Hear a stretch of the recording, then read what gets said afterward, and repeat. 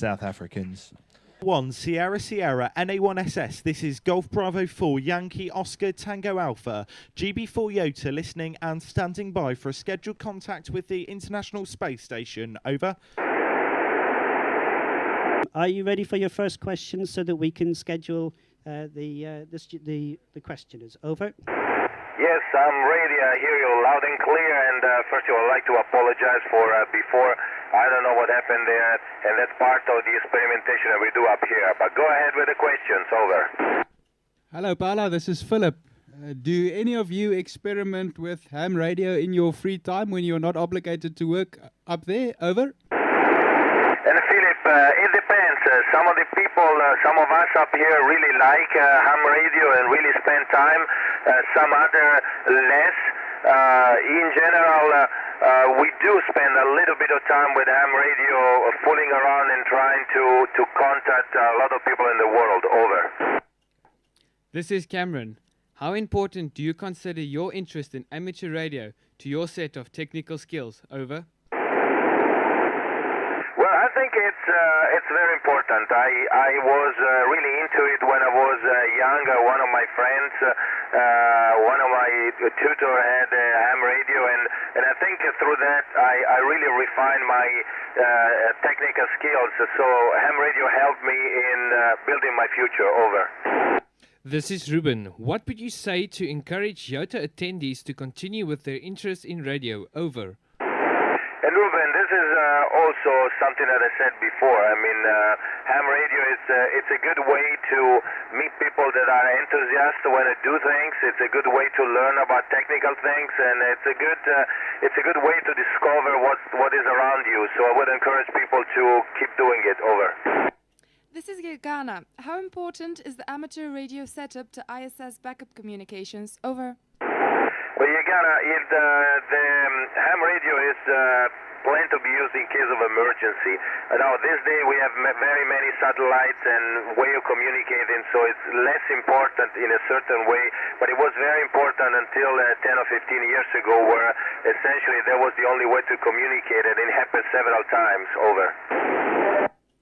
This is Jacob. How do you maintain communications with the worldwide mission control centers? Over. Yes, and we do have satellite link that allow us to talk over 6 of 5 different channels, so we can have different communication going at any different time. And so we use those satellites, but it's really difficult because we are rotating around the Earth very fast. So you have to have at least 3 or 4 satellites to cover you for an hour and a half. Over. This is Susan. How many different types of communication systems does the ISS have? Over. And Susan, we have voice, we have video, we have 5 channels of voice, or 4 channels of voice. We have 6 video channels, and of course we have a way to exchange data, command and control data with ground control. Last but not least, we have a way to have internet data all the way up here. Over. This is Luca. Can you show us your favorite trick with a water droplet? Over. Well, look, I would have showed it to you if I would have video, and I'm doing it right now. So you can try to drink something upside down. Put yourself upside down and drink something. That's already a nice trick. Over. This is Alexandra.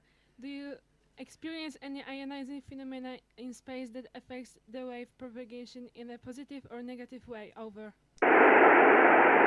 Well, Alexandra, yes, we do this kind. We have this kind of ionizing phenomena, especially the sun is working there. So there are days where things seem not to work very well, and of course our computer cameras and everything show all these ionizing problems. Over. This is Michele. When using amateur radio communication equipment in space, what kind of problems can cause difficulties? How are they solved? Over. And Michele, yes, radio communication, we have a little bit of problems because of interference up here, and then the location of the antennas, and then the irradiated field. field. So those are more or less the same problem that people have on the ground when they have many stations all placed together, and we need to be careful in not on avoiding interference. And this is done through carefully planning and through carefully design. Over. Hi, Paolo. This is Nick. I'm president of the Radio Society of Great Britain. I want to thank you on behalf of all of us for talking to us tonight. It's been really great, and I'm going to ask everybody here to show their appreciation in a big way.